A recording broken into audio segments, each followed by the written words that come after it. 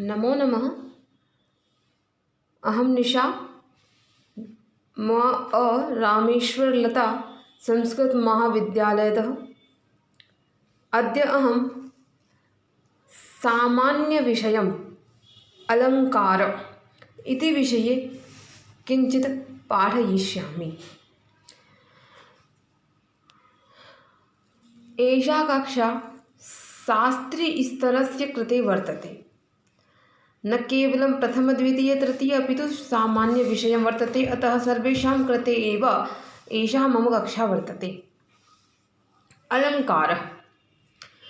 अलङ्कारशब्दस्य व्युत्पत्तिः वर्तते अलं क्रियते अनेन इति अलङ्कारः अथवा अलङ्करोति इति अलङ्कारः।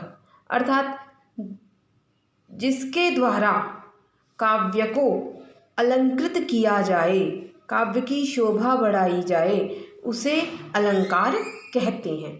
हमारे साहित्य शास्त्र में हमारे काव्य के लिए काव्य पुरुष की कल्पना की गई है, जिसमें शब्द और अर्थ को काव्य का शरीर माना गया है एवं रस को उसकी आत्मा माना गया है और रीति गुण अलंकारों को उसके अलंकार माने गए हैं। जैसे हमारे शरीर में हमारा शरीर हस्त पादौ इति सर्वे मिलित्वा शरीरम इति रूपम धारयति। अर्थात हाथ पैर सब मिलकर शरीर का रूप धारण करते हैं। हमारे अंदर आत्मा निवास करती है और हम अपने शरीर की शोभा को, सुंदरता को बढ़ाने के लिए अलंकारों को धारण करते हैं। वैसे ही काव्य है। काव्य में जो शब्द और अर्थ हैं और उसकी जो आत्मा रस है, उसकी शोभा को बढ़ाने के लिए अलंकारों का प्रयोग किया जाता है। तो इसीलिए कहा है दंडी ने, काव्य शोभा करान धर्मान अलंकारान प्रचक्षते। अर्थात काव्य की शोभा को बढ़ाने वाले जो जो धर्म होंगे वो सब अलंकार कहे जाएंगे। तो अलंकार बताया आपको अलंकार के विषय में कि सामान्य व्युत्पत्ति अलंकार शब्द की दो होती है। अलंक्रियते अनेन इति अलंकार, अलंकरोति इति अलंकार। अर्थात जिसके द्वारा अलंकृत किया जाए उसे अलंकार कहते हैं। तो किसे अलंकृत किया जाएगा?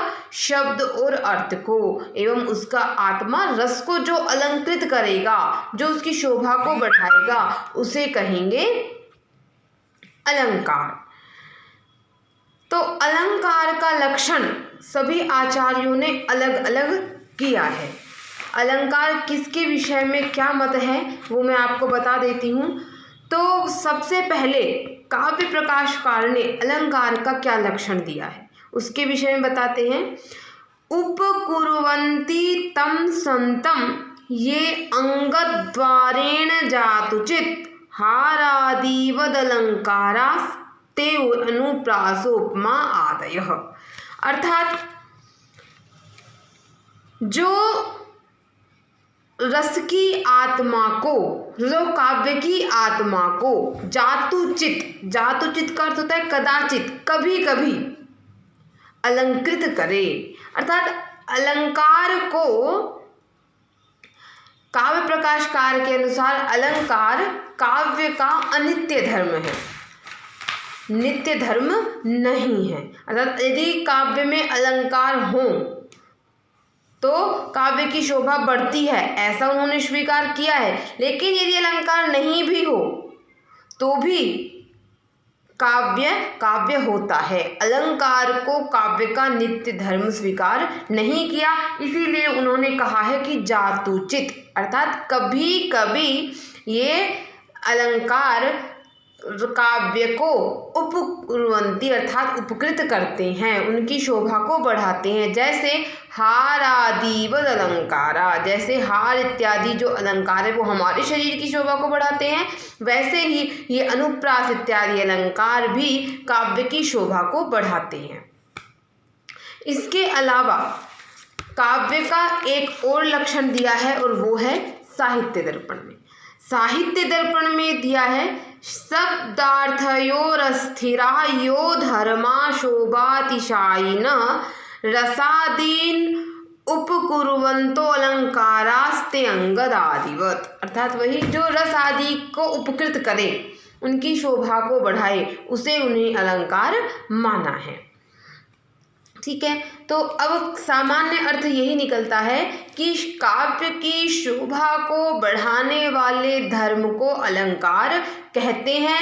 जैसे हमारे शरीर में हमारे शरीर की शोभा को बढ़ाने के लिए हम अलंकारों को धारण करते हैं, उसी प्रकार ये अलंकार हमें अलंकृत या काव्य की शोभा को अलंकृत करते हैं। सामान्य अर्थ हो गया। अब अलंकार के विषय में बताती हूँ भेद, अलंकार के भेद। अलंकार के जो भेद हैं वो अलंकार किसी ने 2 माने हैं और किसी ने 3 माने हैं। वैसे अलंकार 3 प्रकार के होते हैं, शब्दालंकार, अर्थालंकार एवं उभयालंकार। शब्दालंकार, शब्दालंकार कहाँ होगा? शब्द चमत्कृति प्रधान शब्दालंकार। ठीक है, जहाँ शब्द की चमत्कृति प्रधान हो वहाँ शब्दालंकार होता है। अर्थात शब्द का जहाँ चमत्कार हो वहाँ पर शब्दालंकार होता है। और एक लक्षण है इसका, शब्द परिवृत्ति असहिष्णुत्वम शब्दालंकारत्वम।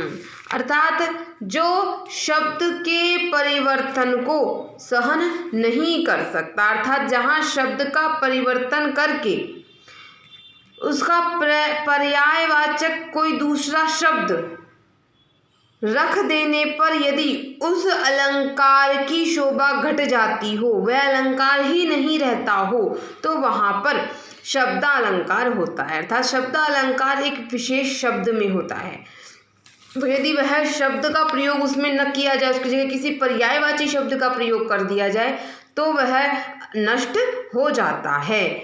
प्रमुख जो मम्मटाचार्य हैं उनके ही मत को अधिक माना गया है, तो मम्मटाचार्य ने 6 प्रकार के शब्दालंकारों को स्वीकार किया है।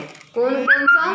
वक्रोक्ति, अनुप्रास, यमक, श्लेष, चित्र और पुनरुक्त। इन 6 शब्दालंकारों को ही काव्य प्रकाशकार ने स्वीकार किया है।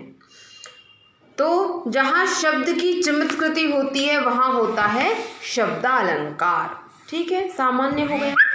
उसके बाद है अर्थालंकार। अर्थालंकार कहाँ होता है? तो कहा शब्द परिवृत्ति सहत्वम अर्थालंकारत्वम।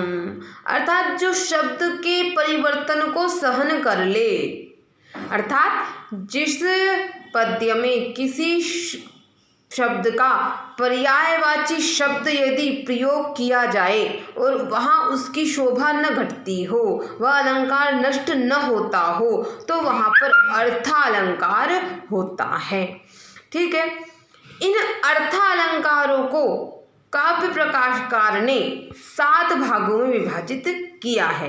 पहला सादृश्य मूलालंकार, दूसरा विरोधामूलक अलंकार, तीसरा श्रृंखलाबंध मूलक अलंकार, चौथा तर्क न्याय मूलक अलंकार, पांचवा वाक्य न्याय मूलक अलंकार, छठा लोक न्याय मूलक अलंकार, सातवा गूढ़ार्थ प्रतीति मूलक अलंकार। इस प्रकार 7 भागों में इन अलंकारों को विभाजित किया है।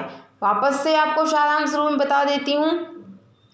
अलंकार को 3 भागों में विभाजित किया। सबसे पहले शब्दालंकार, अर्थालंकार और उभयालंकार। शब्दालंकार वहाँ होता है जहाँ शब्द की प्रधानता हो, जहाँ शब्द की चमत्कृति हो, वहाँ होता है शब्दालंकार। अर्थालंकार वहाँ होता है जहाँ अर्थ की चमत्कृति हो, अर्थ प्रधान हो, वहाँ होता है अर्थालंकार। उभयालंकार वहाँ होता है जहाँ पर शब्द और अर्थ दोनों की प्रधानता हो, वहाँ होता है उभयालंकार। जो शब्दालंकार हैं वो काव्य प्रकाशकार के मत में 6 हैं और जो अर्थालंकार है उन सभी अलंकारों को अर्थालंकारों को उन्होंने 7 भागों में विभाजित कर दिया। तो ये हुआ हमारा सामान्य अलंकारों के विषय में ज्ञान। अब इसके बाद मैं आपको पुनः दूसरी कक्षा में अलंकार के विभाजनों का अर्थ बताऊंगी। धन्यवाद।